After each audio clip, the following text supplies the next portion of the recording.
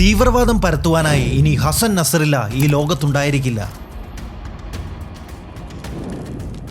IDF ഈ tweet പുറത്തുവിടുന്നതിന് ഏതാനും ദിവസങ്ങൾക്ക് മുൻപേ വരെ നാം ആരും തന്നെ വിചാരിച്ചു കാണില്ല ഇത്ര ചുരുങ്ങിയ സമയം കൊണ്ട് ഇസ്രായേൽ ഹിസ്ബുള്ളയുടെ ടോപ്പ് ലീഡർഷിപ്പിനെ മുഴുവൻ കാലപുരിക്ക് അയക്കുമെന്നത്. ഒരു കാലത്ത് ഇസ്രായേലിന് ഏറ്റവും വലിയ ഭീഷണിയായേക്കാമെന്ന് വിശേഷിപ്പിച്ചിരുന്ന ഹിസ്ബുള്ളയുടെ ബോട്ടം ലൈനിൽ നിന്നും ആരംഭിച്ച ശത്രു സംഹാരം ആഴ്ചകൾക്കുള്ളിൽ ഏതാണ്ട് 32 വർഷത്തോളം ഇതിന് നയിച്ചിരുന്ന നേതാവ് ഹസൻ നസറുള്ളയും വധിച്ചുകൊണ്ട് ഇസ്രായേൽ പൂർണ്ണമാക്കിയിരിക്കുകയാണ്. ഹിസ്ബുള്ളയ്ക്ക് ശേഷം ഇപ്പോൾ ഹൂതി റിബൽസിനെ ടാർഗറ്റ് ചെയ്തിരിക്കുന്ന ഇസ്രായേൽ ഇറാനിലേക്കും സിറിയയിലേക്കും വരെ വേണമെങ്കിൽ ഒരു ഡയറക്റ്റ് അറ്റാക്ക് നടത്തിയേക്കാമെന്നിരിക്കെ പരിഭ്രാന്തരായ ഇറാൻ ഇപ്പോൾ ലോകമെമ്പാടുമുള്ള മുസ്ലിം രാജ്യങ്ങളോട് വളരെ നിർണായകമായ ഒരു മീറ്റിംഗിന് ആഹ്വാനം ചെയ്തിരിക്കുകയാണ്. ഓർഗനൈസേഷൻ ഓഫ് ഇസ്ലാമിക് കോർപ്പറേഷനിലെ രാജ്യങ്ങളോടായി ഇറാൻ പറയുകയാണ് ഒരുമിച്ച് വരാനുള്ള സമയമായിരിക്കുന്നുവെന്ന്. മുൻപ് തുർക്കിഷ് പ്രസിഡന്റ് എർദുവാൻ ചില സൂചനകൾ നൽകിയിട്ടുള്ള ഇസ്ലാമിക് മിലിറ്ററി അലയൻസിന്റെ തുടക്കമായിരിക്കുമോ ഇത്? നമുക്ക് കാത്തിരുന്ന് തന്നെ കാണാം.